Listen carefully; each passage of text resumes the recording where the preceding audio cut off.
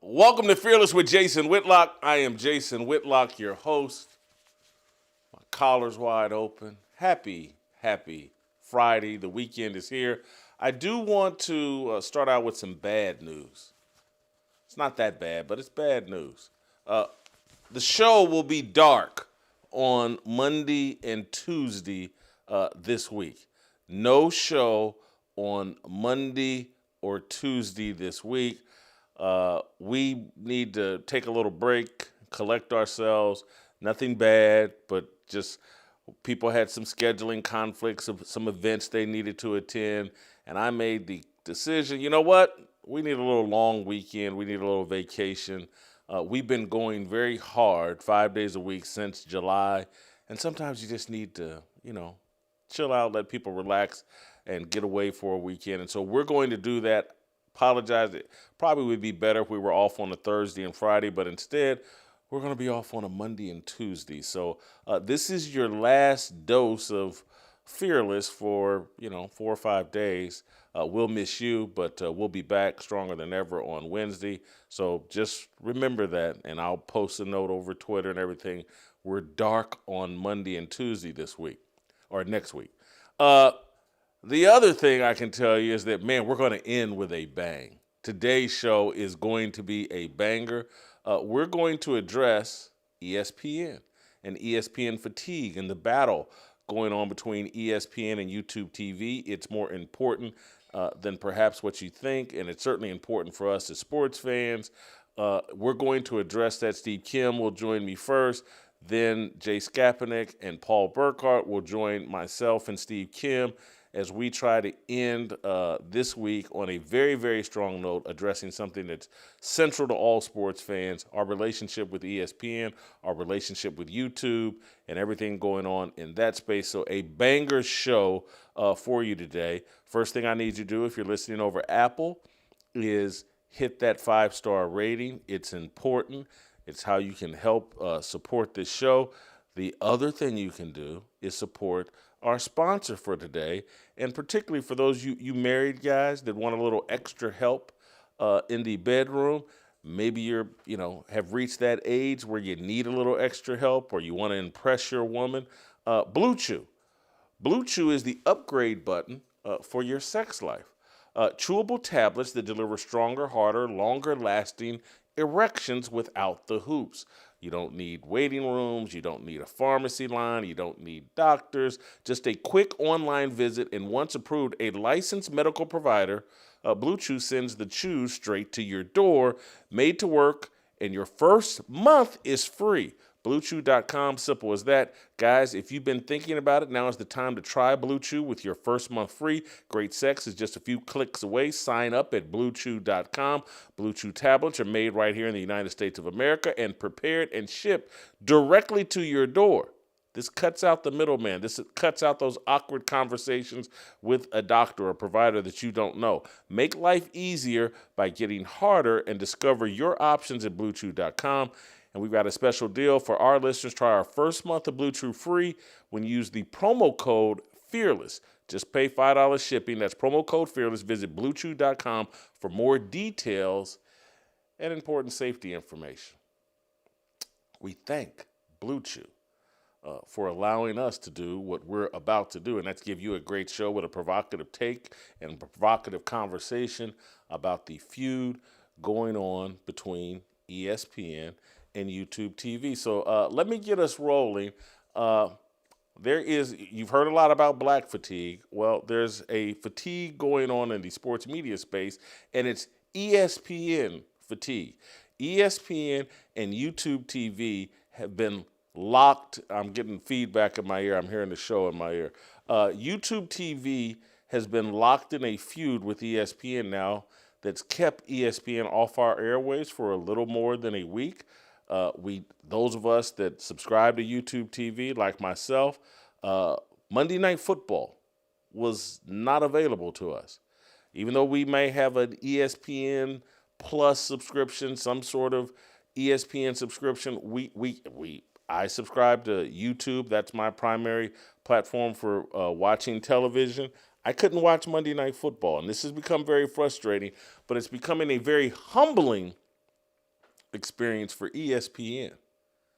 ESPN is losing the propaganda war. ESPN has been trying to write a narrative and get sports fans on their side and big, bad, evil YouTube, and it's not working. What is actually happening is, as I mentioned earlier this week, is people are getting more comfortable with like, hey man, I'd rather go without than to download and pay for another streaming service. This whole deal of like, hey, there's a bundle and streaming and drop your cable provider.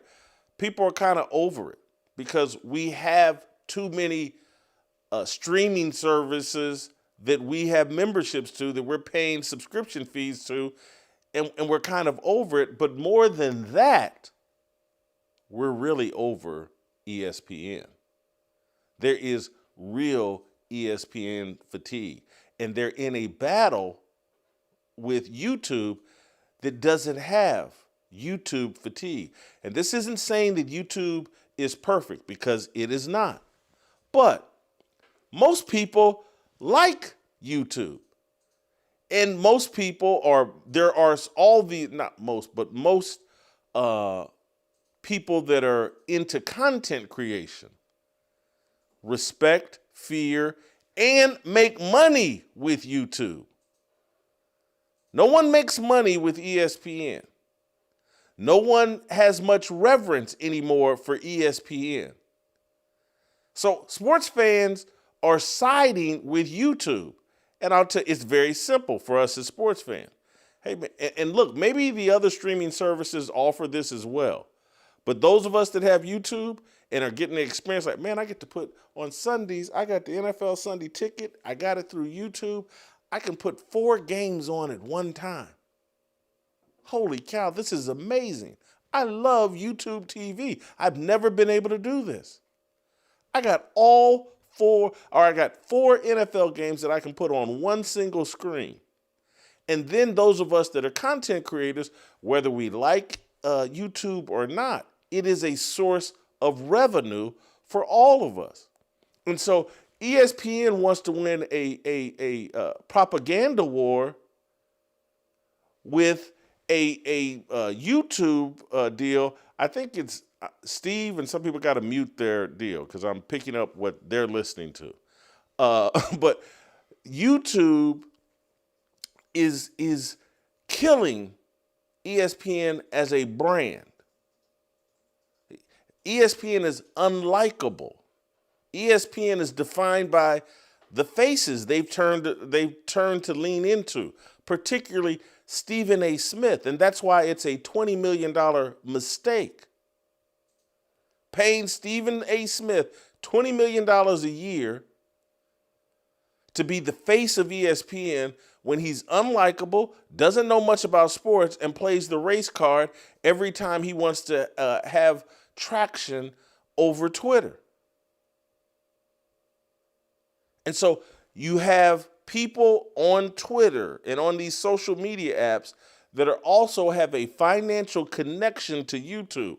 So who do you think they're going to choose when ESPN's in a fight with YouTube? Well, I'm going to choose the organization that puts money in my pocket, the organization that helps me sustain myself as a content creator. ESPN is in a fight it cannot win with its particular brand at this point.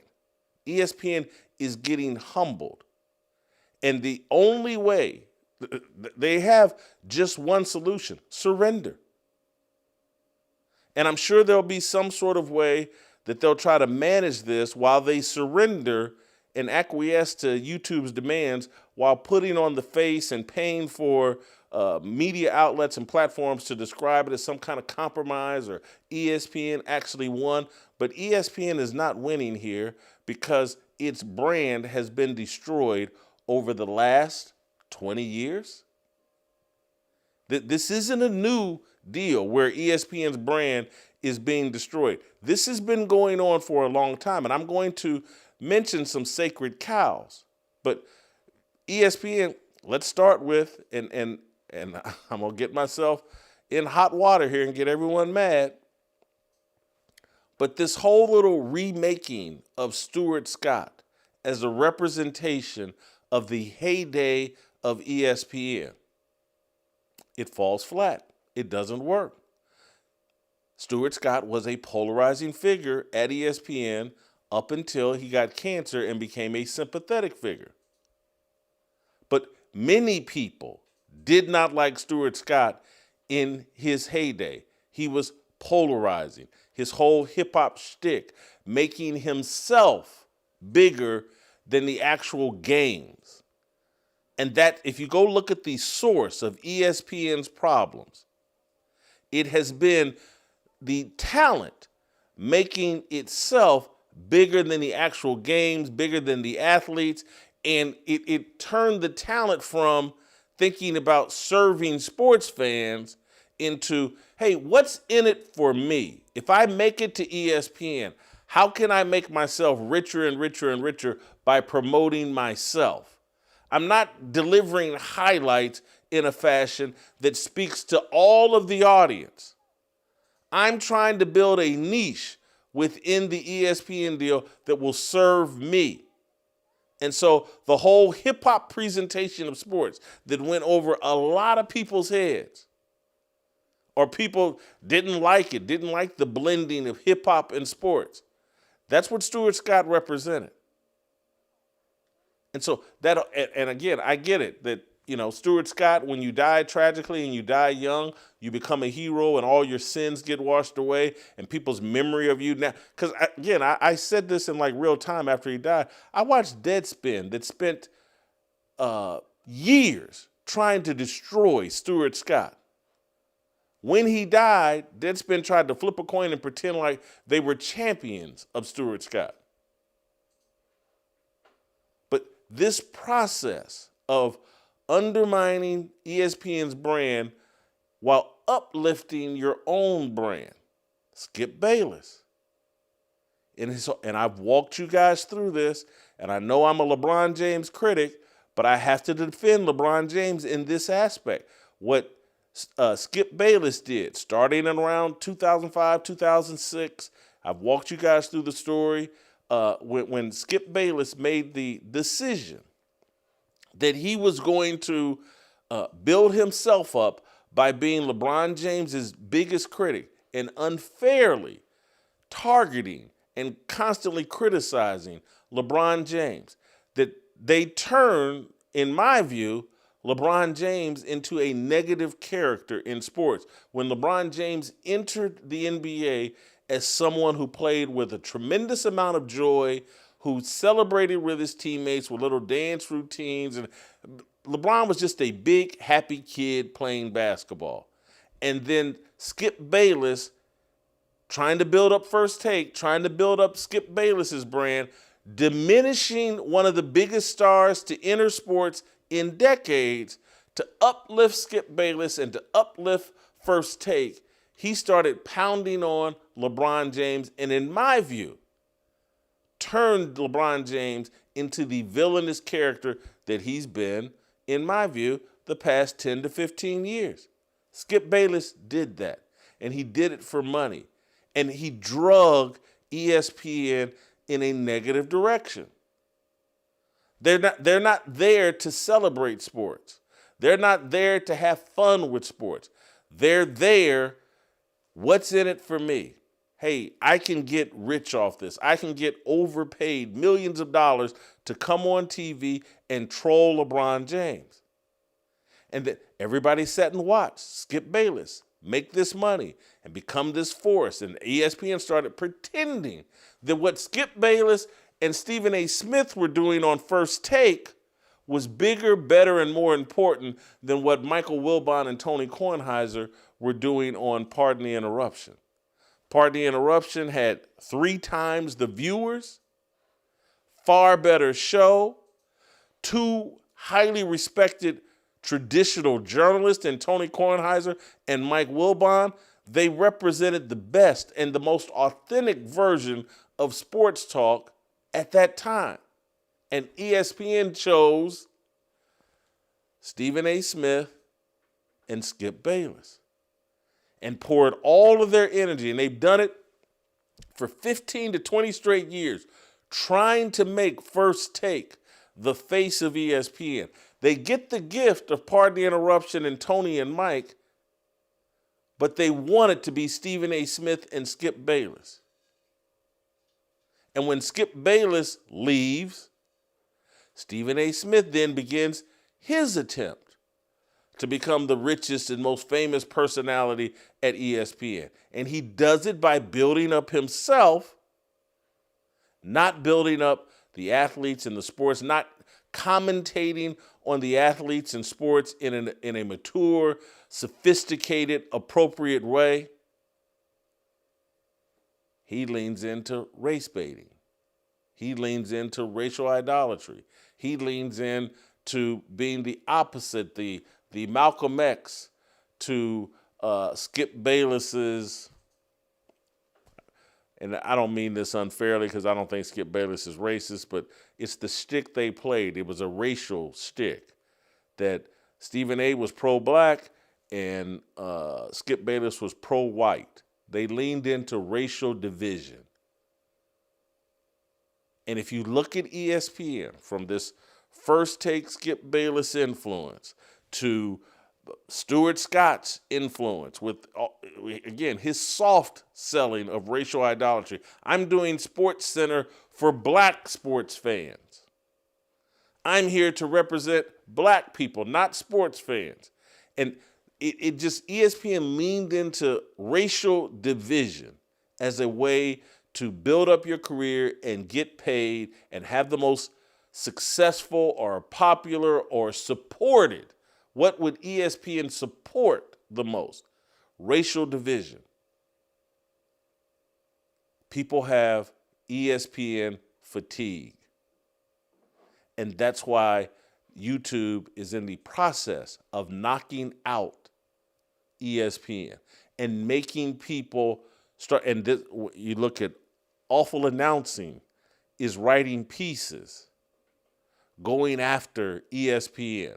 This is unheard of, unprecedented. Awful Announcing has been there to celebrate and justify every dumb thing ESPN has done over the last 20 years, and now they're pivoting because ESPN is now a soft target. They're unlikable. Their personalities are unlikable. Their whole drift and promotion of DEI has made them unlikable. From Ryan Clark to Elle Duncan to Jemele Hill to Mina Kimes, this is all they do is play the race card nonstop, and people have fatigue from it. And this is why they can't win a propaganda war with YouTube. For the most part, people like YouTube and they hate ESPN. How many years have we gone with people saying, I only watch ESPN for the games? YouTube is actually bigger and more powerful than ESPN.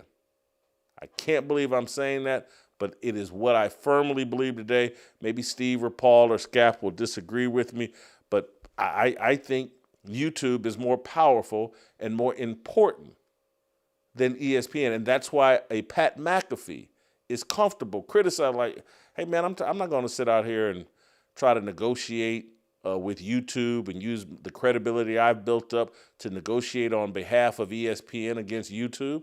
You know what Pat McAfee realizes? He actually works for YouTube just as much as he works for ESPN. And that he actually doesn't need ESPN. He can go independent, just put his product on YouTube, and he can make money with YouTube, and he can make money with advertisers. He doesn't need ESPN. And all their negative branding and all of their DEI approach and all of their fake pro-blackness and all of their racial idolatry that goes along with ESPN. That's what ESPN is known for. Ever since, I actually think, because I was thinking about this today, what's been the critical jump the shark moment? There's things that happened long beforehand that set it up. But the jump the shark moment was when Jemele Hill went after Donald Trump over Twitter while being the face of the Six. when she's, basically called Donald Trump a white supremacist. That's when people are like, man, I had enough. I need some person that knows virtually nothing about sports, who hasn't earned her job at ESPN, was given her job because she was the bearded lady. It's like a circus act. Hey, we got a sports columnist that's a black woman, and even though she's not any good, come see the black woman who writes sports columns and has sports opinions.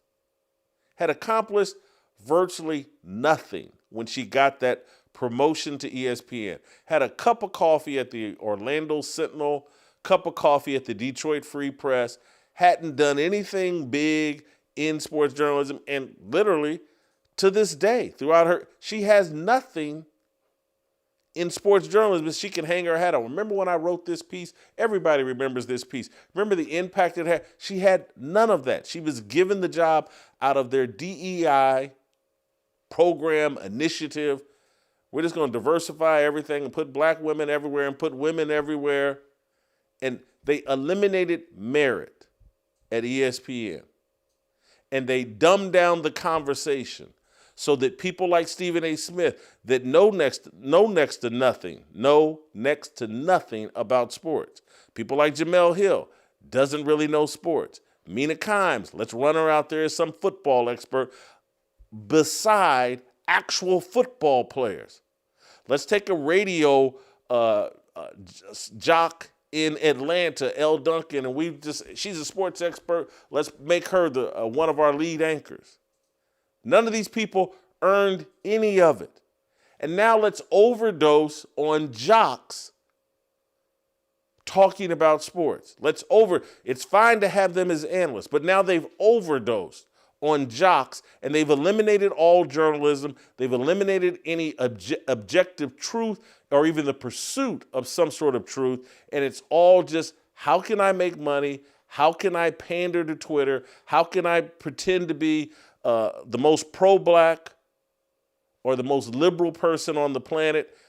I want to play you just some of the best stuff of ESPN and ESPN fatigue and what has fatigued everyone about ESPN. Let's start with the crying montage. This is where, and again, other than, to me, and we don't have a montage of this because Jemele Hill posted over Twitter about Donald Trump being, a white supremacist. And that was one of the critical moments where people were like, I've had enough. But this crying deal that happened in the aftermath of George Floyd, this is some of the gayest stuff that's ever been on TV. It's inauthentic. And again, that's why I call it gay, because gay is not an authentic identity. It's something you decided to do. Pleasure your rear end or scissor with some woman. It's not an authentic identity. This is the gate. This is when everybody decided, and I like Kirk Herbstreit, but y'all know how I do here. I keep it real. If you did it, I'm going to call it out on you. I like Kirk Herbstreit, but he's part of the crying deal that this montage, that this is where ESPN jumped the shark in the aftermath of George Floyd when someone gave out directions. Hey, the best thing you can do as a man is go on ESPN and cry. And someone like me that's like, man, I've been watching ESPN from the inception, from like day one. I'm a day one ninja with ESPN. I don't remember anybody crying on ESPN. And then all of a sudden, in the aftermath of George Floyd, everybody's crying. And I'm like, well, cry? George Floyd, a career criminal that's strung out on fentanyl, and everybody's now crying on ESPN? What are we doing? Play shot one. And so you can't relate to that if you're white, but you can listen and you can try to help, because this is not okay. It's just not. Thank you for everybody that reached out to me. And Like, I know it's getting better, but it's not better yet, and better for everybody. And, like, we just got to keep, staying together, man, and just doing what we can. And for us to be moving back and not forward in 21st century, like I said, man, National Football League, this hurts me. The clock is ticking, man. I'm sorry. The clock is ticking, man. I'm sorry. Oh, I'm so sorry. John Gruden, he said DeMar Smith had big lips. I'm crying. We're moving backwards. That's why I call it gay. And then Randy Moss wants to get mad at me for calling it out and wants to threaten me. It's on site. I didn't do it. Get mad at yourself. They've destroyed ESPN with this racially divisive strategy that they've adopted. This is one of the greatest, strongest brands in the history of American media. And ESPN has overdosed on racial idolatry and racial division and have destroyed their brand to the point that they're now in a fight with YouTube, and they're getting their brains beat in because the entire conversation has now turned into just how bad ESPN is. Could you imagine? I can't put this all on Jimmy Pitaro, the president, the CEO of ESPN, because he inherited a sinking ship. He's been trying to clean up John Skipper's mess, but the mess keeps getting worse because no one will ever be empowered to really clean up the mess, because cleaning up the mess would involve telling the black, alphabet mafia, BLM, LGBTQIA+, silent P crowd, go sit down somewhere. We're doing sports here. No one has the tummy to say that, but that's the only way to fix ESPN. I want to play some more of these ESPN fatigue videos. This is a recent one. Stephen A. Smith. Trump is coming, y'all. Trump is coming. Play the clip.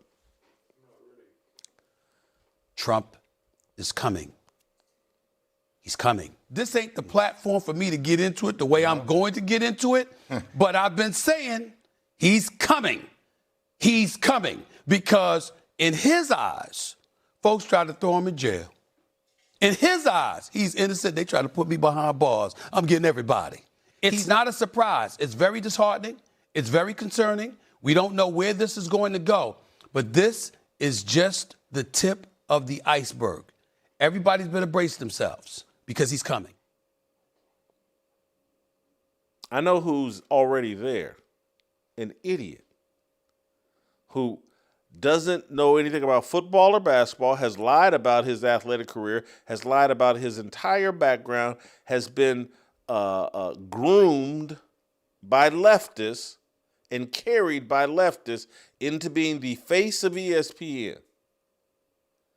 And all he can now he wants to bring politics. Now he's some sort of political expert, and everybody's letting him play this game like he's some presidential candidate and he's someone that needs to be taken serious in politics. And then he brings it to ESPN, and you wonder why people have ESPN fatigue? You got a retard up here talking presidential politics on ESPN. The man hasn't even mastered the sports world. But now on ESPN's platforms, he's talking about Donald Trump and politics? Yeah, we're fatigued. I like and I respect Michael Wilbon, but y'all know how I do. Yeah, if I was caught on tape doing this, I'd play the tape of me doing this. I'm very critical of myself. That's how I can be critical of people that I like and respect. I don't like and respect Stephen A. Smith. I like Mike Wilbon and respect Mike Wilbon. But he got caught up, just like Kirk Herbstreit, in all of this BS that ESPN does. This man went after Kyrie Irving over the vaccine. Everybody becomes a medical doctor. now. You got sports writers that are medical doctors and they're experts on the vaccine. This is crazy. This is insanity. Play SOT 3. I mean, all these guys want to be so irresponsible and not accountable enough to look at this dude and tell him, you want to play with us? Put a shot in your arm. The vaccine is not about attention. People died, hundreds of thousands of them, from this virus. And you think the mayor of New York needs to attend to a basketball team's needs, your needs, before he needs to attend to the needs of a metropolitan area, the biggest in America? Are you kidding me? Fatigue. Everybody's out of their lane. No one wanted to just keep it to, hey, let's just talk sports, things I know about. Let's have some fun here. Let's not demonize. We don't have a clip of this, but it's like when everybody went down the Colin Kaepernick rabbit hole of, I'm going to take a knee, George Floyd got killed. Or that wasn't even George Floyd because it started in 2000. Trayvon Martin got killed. Or what's the guy in St. Louis? The guy in St. Louis that got killed. Michael Brown. He got killed. Let me take a knee. These Negroes that argue with cops, they're getting killed. And that could be any of us. And so everybody, the Colin Kaepernick deal, when everybody's hopping on ESPN and pretending like Colin Kaepernick has a brain and an IQ over 60 and he doesn't. And then let's all take a knee because, Michael Brown tried to take a gun off a police officer. ESPN has taken so many L's, I can't keep track of all of them. All under the premise of wokeness and everybody going on TV trying to prove how black they are or how sympathetic they are towards black people or how much they love lesbian women or how much they love gay people. And Michael Sam kissing his boyfriend on draft day. ESPN has jumped so many sharks that, holy cow, this is SeaWorld. They should change the name to SeaWorld because that's all they do is jump sharks. I want to play SOT 5. This is Elle Duncan. For some reason, during March Madness, she wants to wag her finger about LGBTQIA plus silent P, folks. What are we doing? Play the clip. Legislation happening in Florida and across other states as well that are targeting our LGBTQI plus communities. Many of our colleagues here at ESPN have planned and organized a walkout that will be happening at 3 p.m. Eastern today. And to be honest with you, we thought we were going to come here today and really celebrate a sport that has meant so much and done so much, including for so many in the LGBTQI plus communities. But we understand the gravity of this legislation and also how it is affecting so many families across this country. And because of that, our allyship is going to take a front seat. And with that, we're going to pause in solidarity.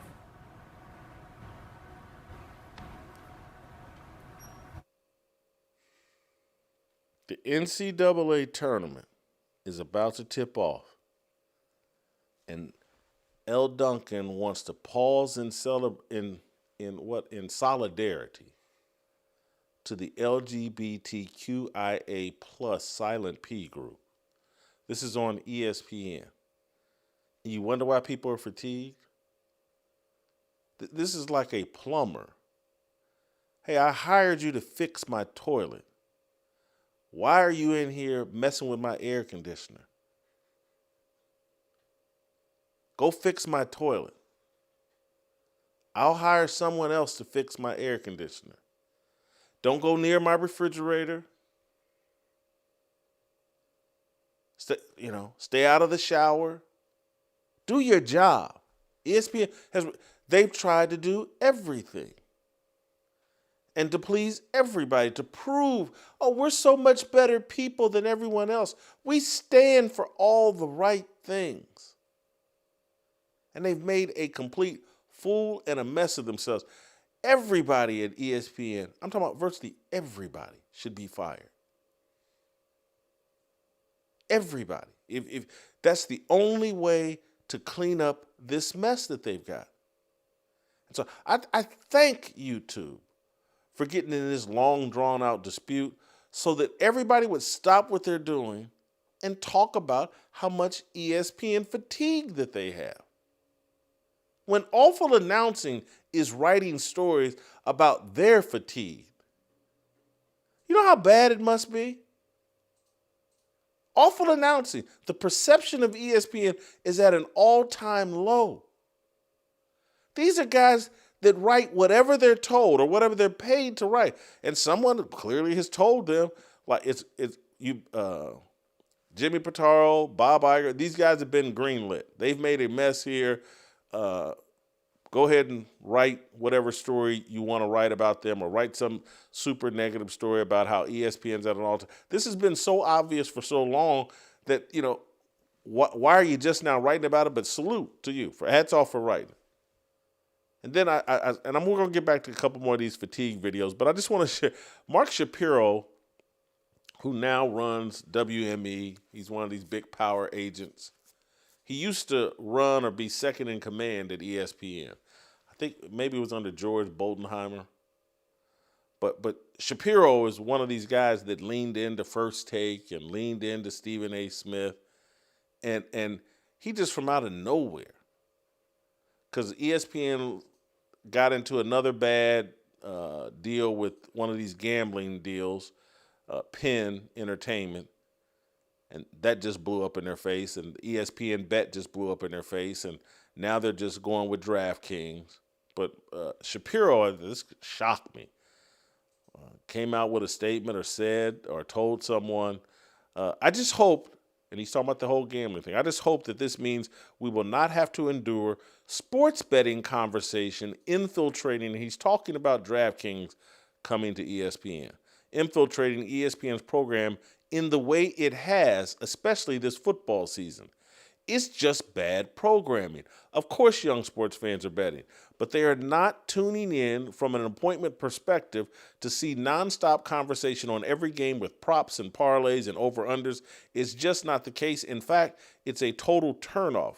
For Mike Greenberg to have to sit next to a sports betting expert and talk about props and betting nonstop just so they can truly accomplish what they're really trying to do, which is push people to ESPN Bet, is abysmal.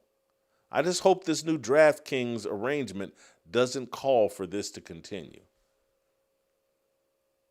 I read that and share that. Mark Shapiro is one of the most powerful people in the sports media industry. I think he's one of Stephen A. Smith's business partners. Former ESPN high-ranking employee. They don't do these types of things. Something is afoot. There's people are trying to build a case for cleaning out Jimmy Pitaro and all his regime. That's the only reason why this stuff could be legalized. This type of conversation could be legalized and be happening. Is that someone's trying to build enough momentum and when Awful announces that ESPN's perception is at an all-time low, when they're publishing stories like that, that's a call for change. And when you get a high-ranking media executive like Mark Shapiro taking a dump on ESPN publicly, that's a call for change. That's ESPN realizing, man, YouTube is beating our brains in, and we got to get new fighters in there. We got to get new leadership in there because we've made a complete and total mess. I'm not sure if it's fixable because there is so much fatigue, and this has kicked off such a conversation about how horrendous ESPN's brand is. I'm not sure if they can recover. Let me go back. I want to play a few more of these videos. This is another recent one. Ryan Clark having to issue, I think this was his third apology in 3 months. I mean, can you think of your work environment and think of someone that 3 times in a 3-month span has to apologize publicly or even just among the group, among his peers has to apologize 3 different times in a 3-month span about something they've done that's embarrassed the office, embarrassed the company, put the company in a bad spot, who gets to keep their job when they have that type of performance that they're constantly having to publicly apologize for? Here's Ryan Clark, and just another example of why we all have ESPN fatigue. I set the highest standards of fairness and, most importantly, righteousness in my work. I didn't meet that standard. It's always important to me that I gather all factual and important information to provide the complete story. That's a responsibility that I do not take lightly. And when discussed in real time on Monday evening, I failed to do so. And for that, I apologize. Let me connect the dots here and channel or just keep it all the way real and just say and do what I authentically believe and let the chips fall where they may. ESPN is overrun by left-wing Negroes. Period. End of story. And they've taken ESPN straight to hell. That's what this is.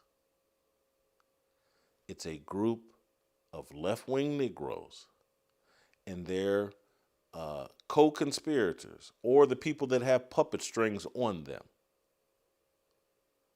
And the whole network has run amok and damaged its brand through racial idolatry and the worship of skin color rather than the worship of Jesus Christ and understanding the value of merit.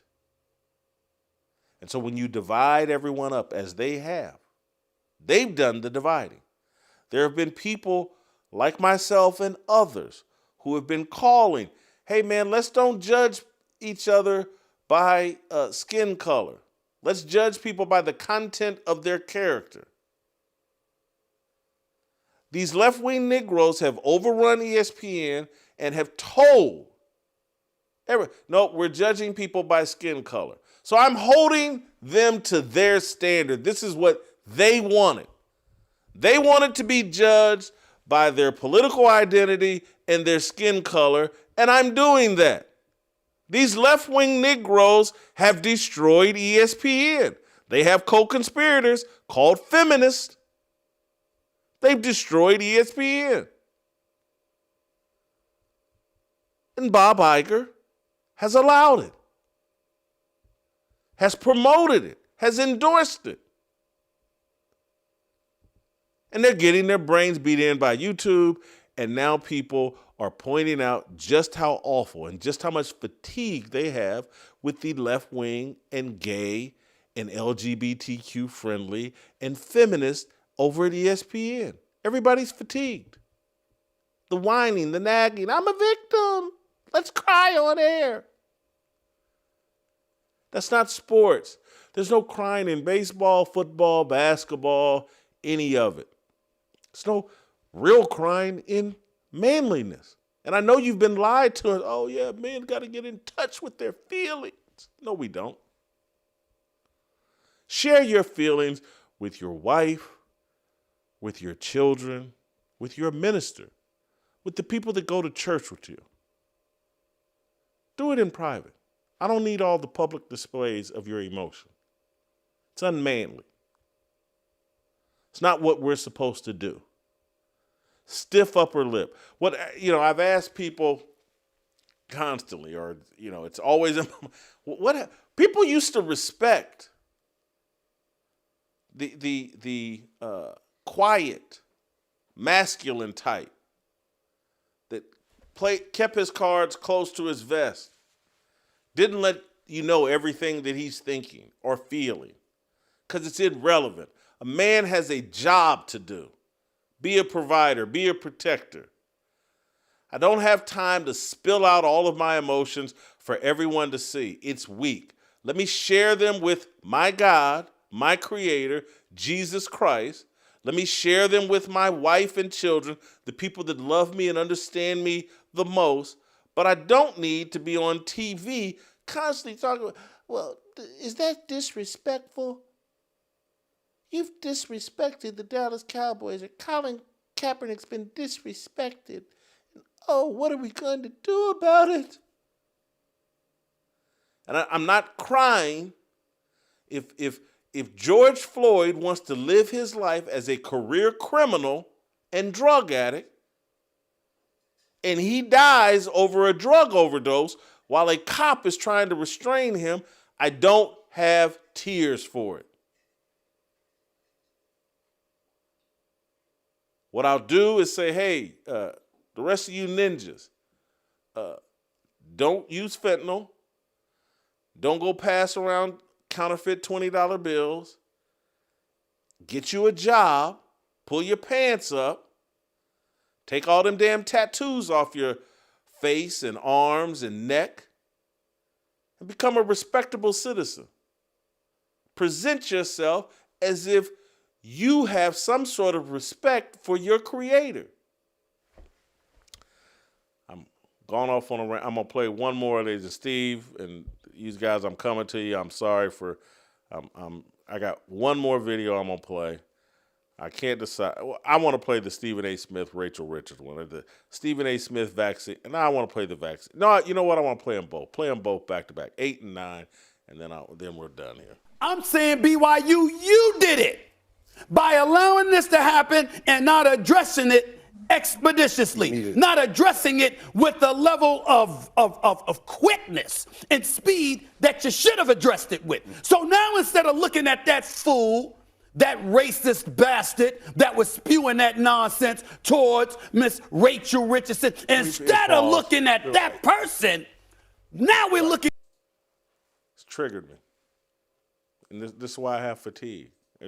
Y'all remember this. This is about some BYU student that allegedly called some black girl the N-word or something at a volleyball game. It made no sense. There was no proof of it. And Stephen A. Smith's on TV yelling and screaming and wagging a finger at some white kid that he doesn't know who he is. There's no proof that it happened. There never was any proof that it happened. He made a fool of himself and ESPN, and they allowed it to happen. This is supposed to be some media corporation that should have some understanding of the basic tenets of journalism. And they've platformed Stephen A. Smith as if he's the face of sports journalism. As if he's the epitome of sports journalism. And he's a retard and an idiot. And everybody knows it. And he's been propped up by leftists so that he can be a plant and a psyop and misdirect and misguide people and just play the race card and just trigger people with his stupidity. These are facts. This isn't emotion. These are undeniable facts that's what Stephen A. represents, and they're paying him $20 million to be this buffoon. This is Bamboozled in real life. If you ever saw the movie Bamboozled by Spike Lee, you're watching it in real life. I'm sorry I'm fired up and I had to spit because I'm damn near slobbering all over myself, and I apologize for saying damn. But I'm triggered. I'm going to play one more. Steve, I'm playing one more, and then I'm coming to you. I apologize. Let's play shot number 9. Yet the virus has been especially brutal to my community, with data showing Black Americans being far more likely to get infected, get hospitalized, and yes, even die from COVID-19. And now the data shows Black Americans are not getting the vaccine, at least not at the same rate as other communities. Just in Philadelphia, where Rite Aid pharmacies are distributing the vaccine, 87% of vaccinations so far have gone to white folks, reportedly. This COVID pandemic and its impact on the African American. Stop. Stephen A., you got to take this poison, y'all. Black people, my community. Now, yes, I live in a gated community filled with white people, but when I say my community, I'm talking about you black people. Now, I don't want you anywhere near me and where I live, but I'm talking about my community. You got to take this experimental vaccine and kill yourself. Now, I barely graduated from high school. I've lied and said that I was some sort of student at Winston-Salem State, but they gave me a degree there as a part of this PSYOP. My IQ is probably in the low 80s. but I'm a doctor and can tell you what vaccines you should take. This is insanity. And you wonder why people have fatigue? Let me thank Kindred T for making this show and this rant a possibility and for supporting me. I enjoy Kindred T personally. Don't have it today. Tiffany's off today and I think somewhere in Kansas. But Kindred tea is part of my daily routine.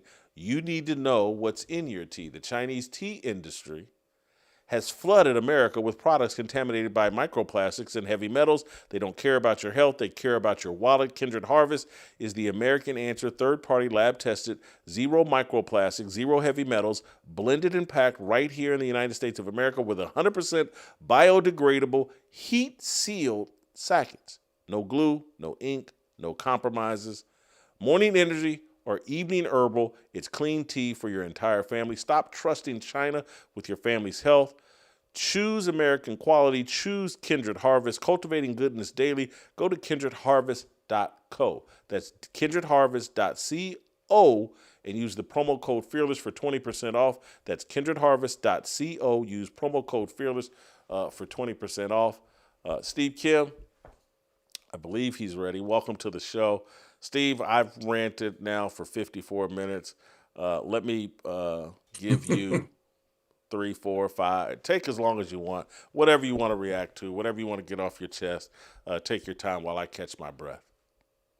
Okay, first of all, good Friday to everybody out there. Jason, don't you just love in a battle when a gritty underdog upstart like YouTube can just stick it to the man? Wow. This is like Villanova upsetting Georgetown in 85, isn't it? It's right up there, man. But seriously, this is like one of those foreign wars where two continents, or not, two states or two countries are battling and you're wondering, all right, who do I root for here? And right now you're like, I don't know which side I'm on. And the public sentiment, whether it's right or wrong, is all for YouTube. And I think that there's an issue here. And you detailed it with their social and political stances, which have been incredibly hardline to the left, which is their right. By nature, you're going to alienate about half the audience, and that's vice versa if they went the other way. So there had been a waning interest and a reliance on ESPN. Now that you take it away, people are learning something about what I called enforced discipline. And you know what that's a fancy way of saying? You learn to live without. You learn to live without it. And Jason, I know this was not an ESPN event, but yesterday I'm watching that slog of a football game between the Broncos and the Raiders. And right in the middle of this game, I said to myself, the people that aren't dumb enough to watch this are the lucky ones. And I think the NFL is going to have a similar situation that you keep putting these games and siphoning them off to other networks and other platforms. People will just say, you know what, I'll catch the highlights. And they're better off for it. Now, the other thing I want to say before I kick it back to you, looks like you've caught your breath. I believe that ESPN did the Arthur Fonzarelli on the water skis during these two things. The 6. You brought up Jemele Hill. When she did that abomination of a show with, I believe, Michael Smith, whose career, and I liked Michael Smith early on when he was just an NFL insider. I always thought he presented himself well, gave solid information, very professional. I feel sorry for him because I don't think his career has ever truly recovered from an absolute disaster. That was Chernobyl. What a way to basically take the trademark show of ESPN and throw it in the absolute gutter, and that thing was pulled pretty quickly from what I recall. The other show where I thought they really jumped the shark, and I'm glad that he's rebounded. Do you remember High Noon? They had that fancy camera. I forgot about High Noon, yeah. Yeah, so did everybody else. But I've actually tried to watch old episodes on YouTube. For some reason, I don't know if they're an enemy of Stalin, but they're scrubbed clean. You can't find them because those shows were so bad. And it was all about, let's have a woke off. Can I out woke Bomani Jones, and doggone it, Pablo Torre, my fellow Crouching Tiger. He tried, just couldn't do it. But the only thing that was noticeable about that program was they had one of those fancy cameras. It looked a little bit different. They had a nice looking set. Jib. It may a have jib. been the most, it may have been the most inane show I've ever seen. And I think that thing lasted about a year or so. So those are the two moments. And I was a child, and I've told you this many times before, Jason. I probably watched at least 95% of every Roy Firestone sports look or up close growing up in the 80s or the 90s. And I actually rewatched some of those episodes to this day. Every afternoon, it'd be on at 3 o'clock, and it'd be replayed, I think, at about 9 Pacific time. And that's where ESPN right now. It does not play in Peoria. Here's what ESPN, in my view, has miscalculated. Because they'll probably reach some settlement with YouTube TV. But what ESPN didn't think would happen was that this dispute, and the longer it went on, that it would spark a conversation where people would start writing and saying what's obvious. Like, you know what? I don't really miss ESPN that much. Yeah. ESPN is awful. And so when awful announcing is starting to write about how the perception, the brand of ESPN is at an all-time low, and now people, like, it's a conversation about just how bad ESPN is. And I don't think it's going to be fixable. I don't think ESPN can fix its brand. It's been on a decline, I think, for 20 years, and it's reached rock bottom, and I don't think there's a way to get it off the ground. Jason, and I've said this to you before, I believe YouTube is the most powerful network in the world, more than ESPN, Netflix, and even like platforms, you want to call it a platform, Hulu, Peacock. Because YouTube, I believe every single person, or most every single person below the age of 75 utilizes it every single day. And when I'm watching more YouTube than traditional television, cable, satellite, and I'm pretty much a traditionalist. Now, I still have regular cable, believe it or not, and I did not cut the cord. I still have Spectrum cable. And by the way, I'm actually satisfied with my service. But even then, 2 years ago, Jason, I remember right before the Florida-Utah game to kick off the college football season, I lost my ESPN. First couple of weeks, couldn't watch ball, at least not in my house, on any game that was on that network. There comes a point in time where even an abused spouse says, enough, I'm out of here. You're not beating me up. I've had my last black eye. I'm not breaking any more arms. I'm out. And in essence, the American public, and especially football fans, have had enough. And if the solution is to dial back and miss games for a period of time, I think at this point they're now willing to make not a sacrifice, but that decision. But Jason, as you were going on with your preamble there, I just read on Twitter, Awful Announcing had a tweet that said that ESPN and YouTube remain, quote unquote, far apart in reaching an agreement. Just so you know, that's the latest breaking news on that situation. I believe that, but I think that's probably a byproduct of YouTube getting more entrenched and more confident in its position. Anybody that's got a finger in the air and has wet their finger can see which way the wind is blowing. This is not going well for ESPN. Every day that they're off, people like me, who forever has had a problem with ESPN, but never could muster the discipline to just like, man, I'm going to quit watching it. Now I don't even have the option. And for someone my age, and I think will even be true for young people, it's like, hey, not being able to watch every game, I've lived through that, and I enjoyed my time. There was a time when all I got of NFL games, a lot of them, other than, whatever, the Bears because the Indianapolis, the Colts weren't there when I was a kid, so we get a lot of Bears games. But there was a time when Howard Cosell's highlights at halftime or Monday Night Football was all that I would get of the other games. And I was perfectly fine with that. I don't need to see every college football game. I made it through last weekend with a limited college football schedule. I'll make it through this weekend with a limited college football schedule if they don't work out something with ESPN. Jason, if you go to a weekend, let's say you're doing something, let's say somehow you get roped into a wedding or wine tasting during the fall. Okay, that's a cardinal sin. Should never happen to any man, but it happens. I get it. Now, the reality is you can come home that night and you go on YouTube and you go on that search bar, type in any game you want. And for me, let's say it's Miami Wake Forest.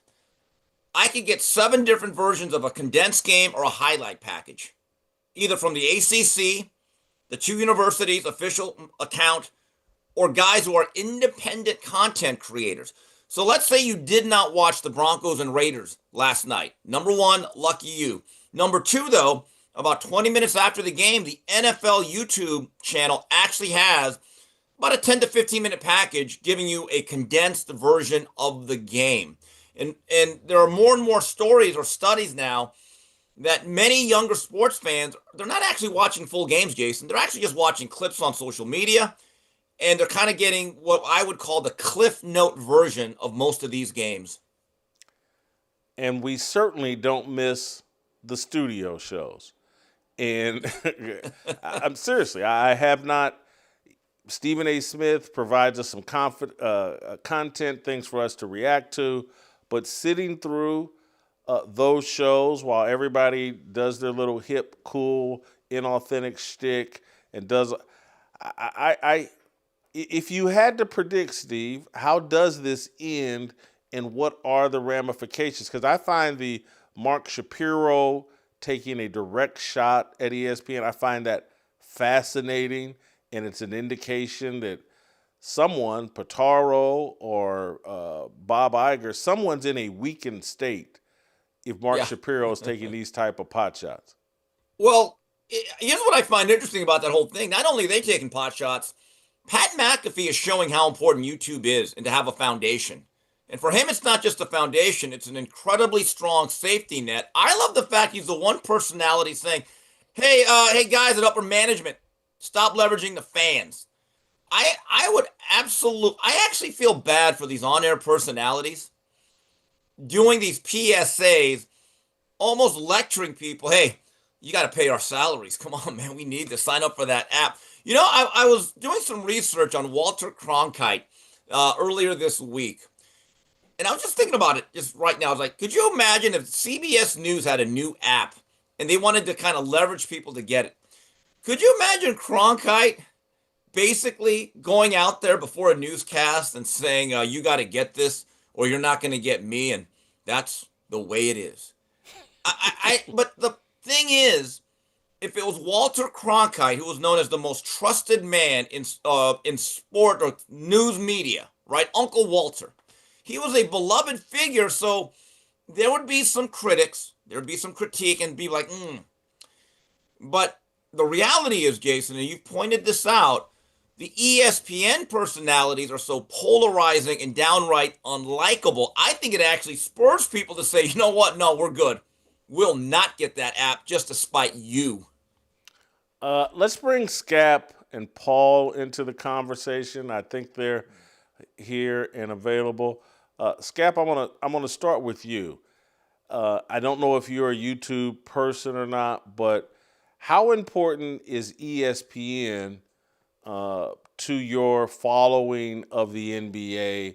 And if again, are you a YouTube guy, or is this ESPN blackout, is that affecting you? And how important is it for you for them to resolve this? Sure, Jason. Real quick, though, thanks for having me on this topic. But I just a quick backdrop, though, to the story. I was absolutely obsessed with ESPN when I was younger. It was a lifelong dream for me to be on ESPN, be like a sports personality or a talking head. Back when our relationship started between me and you first messaged me, I was like through the roof because Jason Whitlock of used to be ESPN fame, which is where I originally found you when I was back probably younger than high school days. There was a time in my life when I was a young kid and in high school after that where I watched ESPN basically every single day, every single waking moment of my day. So I loved that. I loved the network. I loved the personalities. I loved the content that they produced. I am so utterly disgusted with the brand that is ESPN now. And, I hate to pile on. Go Actually, ahead. Mike, I love it, Jason. I love to pile on because for me, it started, you guys both mentioned, you and Steve, Jemele Hill was the beginning of the end in my estimation. Look, there are two ways that I feel as if, people can get a platform or earn notoriety or get some really cherished job opportunity. Merit and talent. If you have the merit, that if you've built up a resume and you have had a great career and you can earn that platform, fine. You can bypass that, however, if you are incredibly talented and just get your opportunity that way. Jemele Hill had neither. And not only that, instead of just thanking her lucky stars for being given that opportunity and being bestowed it, instead, she had to get up on her podium and open her uneducated mouth and spew all of these idiocies that did nothing but alienate and turn off the majority of the viewers of the network and of sport. To the point where now, 8 years after Jemele Hill, I don't even watch ESPN other than, yes, for the games.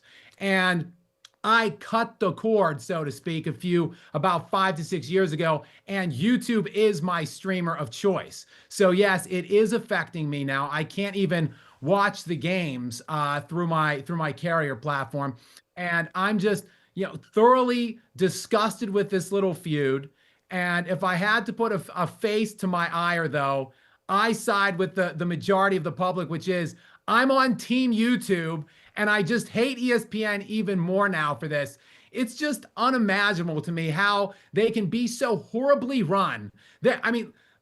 YouTube right now has about the popularity rating of the Democratic Party. So put those puzzle pieces together and figure out where they've gone awry. That's pretty much where I'm at, Jason. Again, thank you. I'll turn it back over to you guys, but thank you for allowing me to come on here and just get that off my chest because I am as disgusted as you guys are. Paul, where you fit in on this? There's a lot to follow. All of you guys, I'm with you all on most every single point.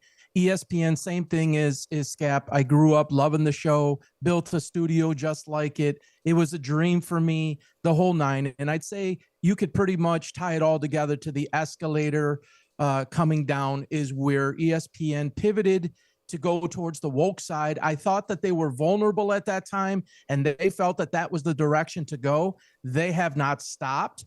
They've dug their hole deeper. They're lost in the weeds someplace. And having built a lot of brands in my life and understanding if you make a mistake, own it and pivot quickly. Don't continue to pour the fuel on the fire and alienate your entire customer base. They used to be the platform. They are no longer that for many of the reasons you guys have listed. There are other options. Now think about this for a moment. You have the Packers and the Eagles playing on Monday night, and anyone who has YouTube cannot watch it as we sit here today. Imagine that. And people are the forced discipline. I agree, Steve, that they are finding other options and ways to do it. YouTube is a huge part of my life. It's every single day. I couldn't function without YouTube. I can function without ESPN.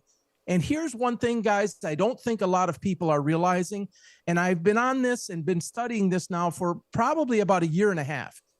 I believe ESPN is very vulnerable right now, and it's the worst time for this to happen because I think Netflix and Amazon are in a position to make the ultimate power play over the next, say, 2 to 5 years. They've already started to dabble into the games. They already have the leagues with them to some varying degree. And as it relates to sports gambling, as it relates to platform quality, all of that, I believe guys like Pitaro see this. And I think there's a takedown about ready to happen. And I'm in line to watch it. A takedown of who? ESPN? ESPN and the benefactors of this. And it's almost like you continue to punch yourself in your own face is what ESPN is doing. They cannot not realize what they're doing, can they? I mean, do you not have the pulse of the public? When have you, any of us, ever heard anybody in the last 10 years say anything positive about ESPN? And I think Netflix and Amazon are ready to pounce. This is a gift. I think that ESPN could be drunk on its success. ESPN has always had an overinflated sense of itself, particularly the on-air talent, because ESPN had such a monopoly on sports coverage that anybody you put on there was going to have the feeling of having a following. And they really don't. That's why I sound like some people think I'm jealous of Stephen A. Smith or all that. I don't think Stephen A. Smith has a sincere following. I think he's been forced down our throats on ESPN, but no one thinks Stephen A. Smith is talented. No one thinks he's that informed or that insightful about sports. And ESPN has hey, because we fooled everybody into thinking Stephen A. is this great gift to sports, it gives them a confidence of that, hey, we can make whoever we want into a star, into a king. And it's kind of reflective of the whole mentality of Hollywood and the leftist deal is if they decide this person's important, if they want to put Joe Biden in as president, even though he's half dead, if they decide, hey, no one likes Hillary Clinton, but we're going to run her for president, she's going to be president. And Trump has been the monkey wrench, to use a word from Skap, in all of this. And as I sit here and listen to Paul's take, Steve, I want to throw this back to you. Yeah. He points to the Trump effect, and I think the Trump effect in combination with Colin Kaepernick, those two things, 2016, with Kaepernick and Trump starts in 2015 and 16, those two things working in combination, I do perhaps that is the turning point. Well, look, so Kaepernick was 2016, and then Trump was the president at that stage all the way till his first run ended in about 2020, really January 2021. So yeah, that era marked something, and there's no doubt Donald Trump is a lightning rod to everybody and everything and anything, no matter what you think about him. But I think we're right on the 1-year anniversary of the election last year where people said we'd rather have Trump. We tried it the other way. And I think the nation, or at least part of it, collectively turned the page and said, you know what? We're not going to even pretend to agree with you guys. We've done enough pandering. We've done enough outright lying. We'd rather go back to actually liking America and not hating ourselves. And I think ESPN, with that, lost a large portion of their viewership, or a good number of it, with their pandering, specifically to the right. And by the way, the right, they like sports too. But I want to piggyback up one of the guys said about what do we really watch on ESPN in terms of programming or the daily shows. Here's what I find interesting. Inside the NBA is still incredibly good. And you know why, guys? They didn't change it. I've actually watched it a few times. It looks basically like it did on TNT. Because it wasn't broke, so they did not fix it. But what does it tell you? That maybe their best ensemble cast and talk show is something they did not create. They're just hosting it. That has nothing to do with ESPN. That is still, to me, a TNT entity, in my view. It's just on ESPN. Also, their strongest personality is a guy in Pat McAfee who right now could ditch ESPN this minute and go right back to YouTube, would not lose an ounce of popularity. Steve, I'm going to ask you a follow-up, and this may be out of order in terms, I probably shouldn't, but it just came to my head. It seems like Fox Sports should benefit from the collapse of ESPN. But Fox Sports, from its inception in 2015-16 with Jamie Horowitz, all they wanted to be was ESPN. And that's what used to drive me crazy when I was there, that there, again, as Paul points out, it's like Amazon and YouTube or Netflix, they're actually going to capitalize on this, and Fox Sports is just ESPN light. I think there's a lot of truth to it. So ESPN, I believe, first aired in 1979. So you're talking about a network, Jason, that had a 35, 36-year head start. That's hard to overcome. And ESPN is one of those brands, even now, you think of Coca-Cola, Apple. I mean, it's not just ubiquitous. It is everything. You talk to people in foreign countries and you say those 4 letters, they'll know what you're talking about. I think that, and Fox Sports had to, I don't want to say they had to go from ground zero, but when you think of college football, even to this day, and you think, what's the pregame show that you watch? I still believe 80 to 90% of the people still say College Game Day. And it really almost does not matter what Fox Sports does, right? So, and then you think, all right, what is the sports news program that you watch? What's your daily show record? Sports Center. And Jason, I was a kid, and I'm sure Skapinac was, I'm sure Paul was. I used to watch CNN Sports Night. People forget they had a half-hour show with Fred Hickman and my dearly departed good friend Nick Charles, who I got to know through boxing. He was a hell of a guy. And we would reminisce about it on a couple times. I remember the CNN Play of the Day. They used to have Nick Huber. They used to do great field reports. But over time, the ESPN brand was so powerful that even Sports Night could not compete with Sports Center. Scap, react to Paul's deal and what Steve just pointed out inadvertently is like, could ESPN turn into CNN? That, you know, basically the third cable network, rather than, you know, could Amazon, YouTube, or Netflix overtake ESPN and end up like CNN, third string? Well, look, Jason, there's a thing. There was a premise in Hollywood that began in the 1920s, and it really crescendoed into its peak in the 1960s.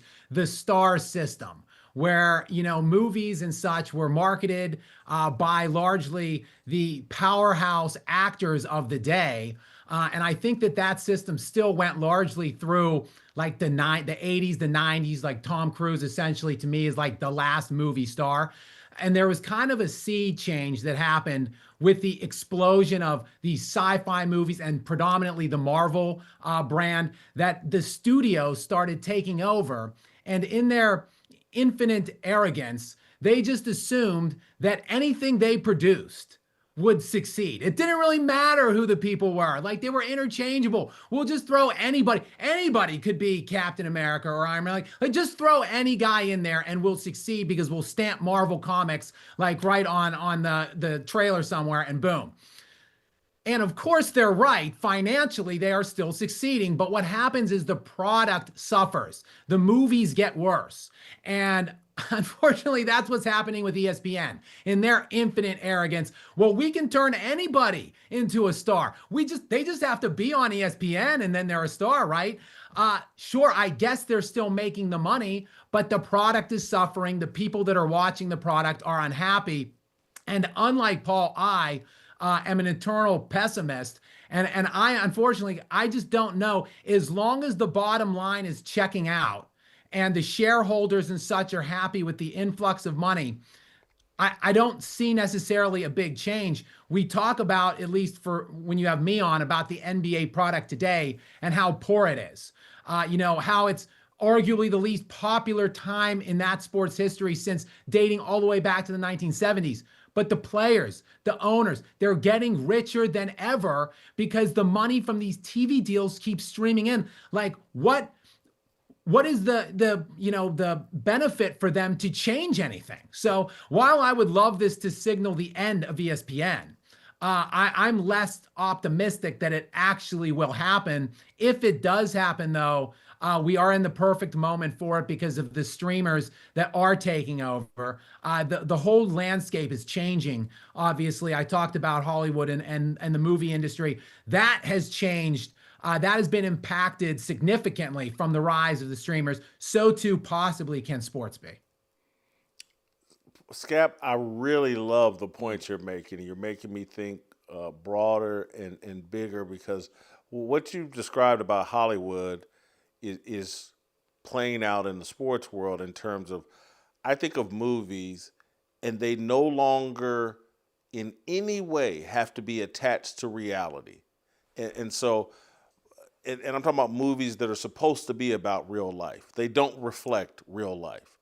It's like, it's across, and I look at ESPN and sports media, and now it doesn't have to reflect real life. It's just, hey, we'll sell anything, and we'll pretend like LeBron James is a candidate to replace Michael Jordan as the greatest player, when anybody with a brain's like, well, even if it were kind of true, the degree of difficulty has been reduced so much in basketball and in football. I don't know how any of these guys could surpass what the guys in the past did. And we can't even have that conversation. And you're, as sports have become more reality show than competition, it mirrors everything that we see in Hollywood. And that's why I still sit around and watch The Godfather as opposed to anything that gets produced now. From the dialogue to the quality of acting to the situations they set up and the politically incorrect things. I think of The Godfather, and I think of the scene where they had that big meeting of all the dons, and someone stands up and says, "Hey man, keep them drugs in the black communities. They're animals anyway." Blah blah blah. That sort of reality reflected that, like, that's the way people thought and talked and strategized. You don't find that in movies anymore. The only thing you'll find the equal, and this isn't a movie, I'm jumping to TV, but it's like, hey, there's a 52-year-old overweight black woman jumping off buildings in The Equalizer. That's who's going to save you. That's what they're passing off as reality, and we shouldn't be surprised now that sports are so influenced by Hollywood. We're being fed slop and told that, nope, this is just as good as what Dr. J and Moses Malone did.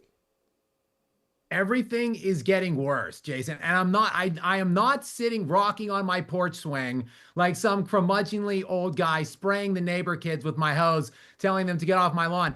It is an absolute fact that everything today is markedly worse than everything that came before it. Sports, entertainment, that's music, movies. Everything we're seeing now is watered down, it's degraded, and it's just not a good product. And we worry more. I don't know if it is maybe just this overall DEI movement or push, or just trying to check all of these certain boxes. Like, that becomes more impactful and important to the people putting out the content than the actual product. That's how we've gotten ourselves into this mess. Yeah. I have a question with this ESPN app. Is this the most misguided, ill-fated marketing campaign since CNN Plus? I mean, you can make an argument. I mean, ESPN at least got on the air, right? They actually saw it day one. But Jason, you talk about displacing or putting people in the back. There's an old phrase, where does an 800-pound gorilla sit? Anywhere they want, right? I think YouTube has figured out we're the 1,500-pound gorilla. You know, when I travel around and I go to an airport and I'm waiting for my flight, I notice this because I do this. I'm on my phone, and invariably I'm either checking my Twitter or I'm on YouTube watching something, sometimes a scat video, right? And so I'm looking, and if you look around the terminal, everyone's doing it. Everyone. I mean, it used to be that ESPN and CNN had an advantage because every sports bar or every pub in an airport would have that network on, right? But if you really think about it, most of the people are actually waiting for their flights in the terminal. Just look around one day, guys. Most people are on their phones, and I guarantee you they're watching YouTube. And I would guarantee that probably mirrors most of society. Yes, there's a good amount of people that still watch the networks. I think by this time it actually pales in comparison to how many people actually consume YouTube, any of these content creators, on a day-to-day basis. Paul, I want to bring you back in and kind of piggyback off Scap's point. And you said you started some businesses and built up brands. There are people that have this old thought of like, man, the financial repercussions are going to be so tough for ESPN that they're going to have to adjust. And I keep making the argument that there are no real financial repercussions like the old days because of the Black Rocks and the Vanguards. There is no competition between Doritos chips and Lay's potato chips.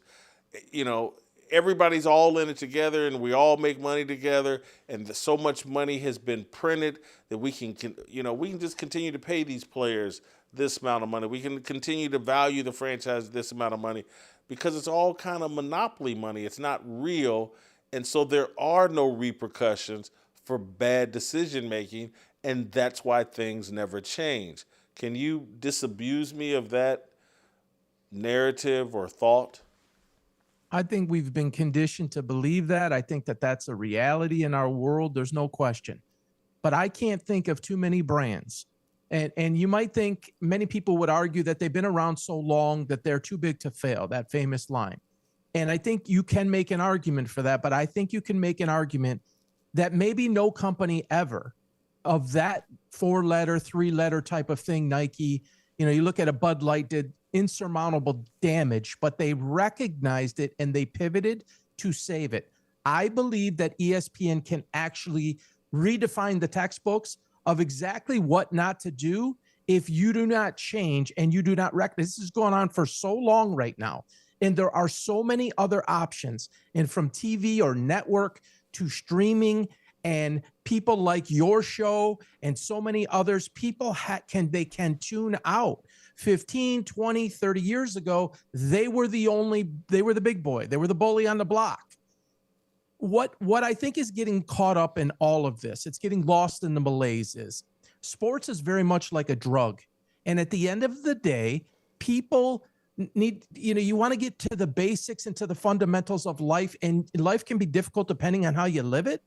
And people want an escape from life, and they want to go to sports as one of those outlets to go towards. And something's being shoved down their throat. And as such, in a more anxious and tensioned society than we have ever had, people will turn the other way and they will go find that drug of choice, so to say, someplace else. So when you factor all of those things in and the changing dynamics of our society and of our world as a whole, ESPN is vulnerable now more than ever before. And I do think they could go fall on that pecking order like that CNN type of thing and be second, third, fourth. And I think it's actually coming. Scap, you disagree? I think ultimately, look, money talks, and ESPN is still backed by one of the most powerful corporations, the Disney Corporation, on the globe. They still have a lot of money. They're still going to throw money at sporting leagues in order to bring games to their network. In order for ESPN to truly lose, they're going to have to lose the games, because let's face it, no one's watching them for anything else. But as long as they have control of a significant amount of the games, then people are still going to tune in. People are still going to watch the product, unfortunately. Let me just throw this example out. The NFL, who is trying to destroy its own product before our very eyes. I apologize if I get this wrong, because I don't know who this person is. Bad Bunny as the halftime show. What NFL fan, what percentage of NFL fan actually knows who this person is? He doesn't even have songs in English. Nobody wants this as the halftime show. Yet the NFL, look, they're losing the woke battle. Everybody is. Like, society is pushing back against it. But the NFL, for whatever reason, is like pounding their feet up and down and saying, well, look at what we can do. Like a big F you to the fans. We're gonna select this guy for this halftime show, and guess what? You're gonna still tune in because we have this much of a monopoly over football. Like, you want to watch the NFL, therefore you're gonna tune in, you're gonna watch it anyway, even if you don't like some of the decisions we're making. And as long as ESPN possesses control of these games, which everybody wants to watch, particularly the NFL, they're still going to have success. They're still going to drive viewers and bring in the money, unfortunately. YouTube is Google, and Netflix and Amazon are behemoths. They already have their hands and feet dipped into that pool, and they're going to get more. Those giants realize that the ESPN formula and what Iger and Disney, which, by the way, Disney's numbers are all down across the board in terms of their theme parks, and there's probably a lot of reasons for that, price being one of them. There is now big giants that can stand next to Disney and compete. It's not big dog and little dog. They're all big dogs. Steve, I'll give you the final thought if you got one. Yeah, I got one. As someone that will watch ESPN, much like Scap and Paul and you, when there's a live game, one of the things again, this is where their politics kind of bothers me. I am literally a guy that's watched every 30 for 30. Watched almost every single. And by the way, they've had more than 100. The series began in 2009. I thought they did some of the best storytelling I've ever seen. From the U to the Escobar brothers to the 86 Mets, even some of the stuff on the surfing. But here's what I've noticed, and this is where their politics starts to creep into all their programming, and it bothers people. Because if it bothers me, and I'm pretty tolerant, it has to bother a lot of other people. They do less 30 for 30s. It's almost like they de-emphasized that series. But more and more of them have this political or woke agenda that's trying to lecture you instead of just telling a fascinating story. And there's been a couple of them after about 5-10 minutes, I'm like, yeah, I'm out. And that's just one of the ways that they have chipped away at the loyalty from guys like me and Scap, who probably grew up worshiping that four-letter network in many ways. Scap, Steve, I'm going to let you guys go. I got to get my Fearless 5 picks. I'm going to let Paul second-guess me on those because I need to be second-guessed. I'm in such a rut. I went 1-4 last week, missed all the NFL games. It was horrible. But anyway, I got my Fearless 5. Thank you, guys. Paul, stick around. And, I'm kind of upset with Paul because, he liked the Broncos last night, and I was skeptical of the Broncos. But I deferred to Paul, and I got my brains beat in. But it is what it is. I need to be second-guessed on here. It's time for the Fearless 5. Then we can get out of here and enjoy our weekend. Let's roll.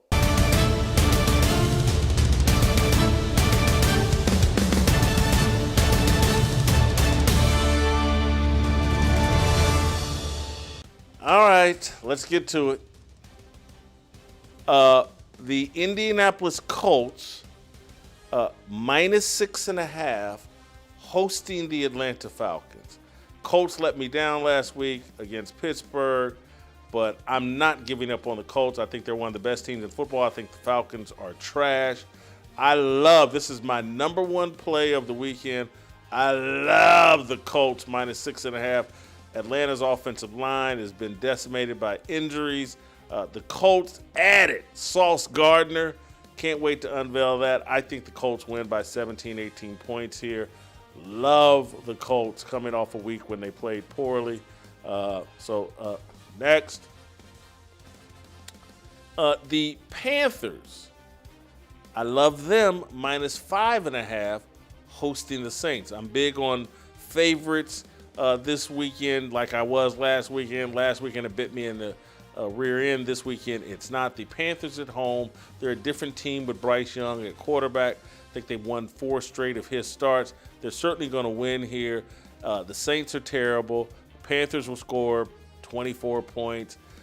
Saints will score, 14, 16, 17 points. Panthers cover here comfortably, in my opinion. Love the Panthers. My third pick, the Seattle Seahawks, -6.5, hosting the Arizona Cardinals. I know that Jacoby Brissett looked good in his last game. Not going to happen against the Seattle Seahawks. The Seahawks are for real, man. I mean, they are for real. They have a very aggressive, strong defense. Obviously, the quarterback is Sam Darnold. Sam Darnold is playing very, very well. I expect the Seahawks to continue to play strong here, beat up the Cardinals, cover the 6.5 points. Next, I can't believe this because I don't like taking the Pittsburgh Steelers. But I like the Steelers here, +2.5, hosting the Los Angeles Chargers. Look, Joe Alt is out. I think the Chargers are going to be compromised. Last week, Pittsburgh's pass rush came completely alive against the Colts. I think they stay alive and beat up Justin Herbert. I think, the Chargers struggle to score 10 points, and the Steelers put up about 14, 17 points. And, I think the Steelers actually win outright. Getting 2.5 is a bonus, so I love it. My fifth pick here is the college football game. I deferred to John Hadley on this because there's nothing in college football that I actually love. But when I think about Nebraska without Damon Raiola, he's out. I kind of like UCLA getting a 1.5. UCLA's been hot since moving on from Deshaun Foster and doing the new coaching thing, and Jerry Neuheisel and the other guy. I can't even remember the black dude that's the real interim head coach. But they've been scoring points. I like UCLA getting a 1.5. I think they win outright. So that's my Fearless 5. Now we'll bring Paul on. Paul, you like it? Why did you put my season record? I didn't go 0-5 last week. How did they make that mistake? I did not go 0-5. I covered the college football game. I went 1-4 last week. Justin, Luke, I'm irate with you guys, and Hadley for trying to embarrass me. I went 1-4 last week. Let's correct that number. I am 20-24, I think, for the season. Anyway, Paul, did you like any of my picks? Did you hate any of my picks? Jason, thanks for having me on this segment. This ought to be fun. I disagree with 3 of them, including your lock. So let me lay it down for you. Hold on. The Colts? You disagree with the Colts at home? Not that they're going to lose the game, I know, but they're not going to cover the spread. They're not at home. It's in Berlin. Oh, that's right. It's in Berlin. Thank you. And crazy things happen out of the country. So while I think that they win that game, 6.5 is a lot, and the Falcons are going to play like a desperate team. Now, you could say they're trash and they haven't played as well as I expected them to this year, but 6.5, I think they'll keep it within that. So I have the key to your lock. I just unlocked it. Hopefully you'll have me back again after disagreeing with that. Listen, I'm going to have you back, your phone's going to blow up starting around 11:30 a.m. Central Time, because that's that 8:30 a.m. kickoff. And so I'm going to wreck your Sunday morning very early by telling you, don't disagree with me about the Indianapolis Colts. They're my favorite team this year. They're going to cover this 6.5. Take my word for it. All right, go ahead. What else, Paul? The Panthers, it's interesting to see how they play, because, it's one thing to hunt. It's another thing to be expected to win. But the Saints are in a full rebuild, so I agree with you there. They'll cover the 5.5. The Seahawks in Arizona, Seahawks are rolling. I love what Arizona did with Brissett. That was absolutely the right move. But I'm going to go ahead with the Seahawks to cover that. The Chargers and Steelers, back to disagreeing with you again. Yes, the Joe Alt is a big deal, but this is in Charger land at home on a Sunday night. Home team Sunday, Monday night. Even stop. Yeah. I want you to identify, where is Charger land? There is no such thing as Charger land. They play in Los Angeles. That's not Charger land. But continue. Go ahead. They have no home field advantage is what I'm arguing. But go ahead. Continue. West Coast. The Steelers have to go to the West Coast. The Chargers -2.5. They're going to cover that game. The Steelers I don't like this one. I like the Chargers in this on Sunday night. And then I'm going to have to disagree with you, though. Dylan Raiola is gone for the season. Nebraska's replacement, TJ Lateef, was heavily recruited. If you look at all 3 sides, offense, defense, special teams, and coaching, everything is lined up with Nebraska to win that game. Conventional wisdom says quarterback's down. There's no film on Lateef, and I would expect them to pull out a close one against UCLA. Well, I'm not going to argue with you about the last one, because I let Hadley make this pick, or did Justin make this pick? I can't remember. Justin made this pick, and Justin, he doesn't know what he's doing. He put my record up there as 0-5. I mean, yeah, I know. I appreciate the fix. Thank you. Paul, we'll be back to figure. Let's make sure Hadley or someone's taking notes on what Paul disagrees with me about, because he could come back on next week and pretend like that, no, I was all over the Colts. I agreed with you, Jason. Don't you remember? Let's make sure we're taking notes. The whole world knows what I said. The receipts are there. But I'm coming at you. I'm coming at you if it's flipped and you do bad. No question about it. Just you're going to need that Monday, Tuesday off. Paul, I'm going to forward you my bookie's phone number so you can cover my Denver Broncos bet from last night. Okay. Thank you. All right. Anyway, hey, I want to remind you all, thank you, Paul. No, we will be dark on Monday and Tuesday. Enjoy your weekend. We're going to enjoy our long weekend. No show on Monday or Tuesday. We'll play tomorrow. We'll see you on Wednesday.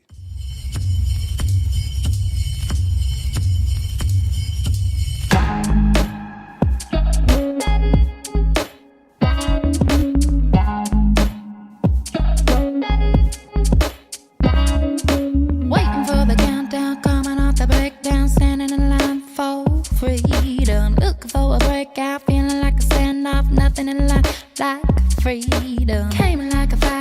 Dragging like a ladder, making all this moves for freedom. I want freedom.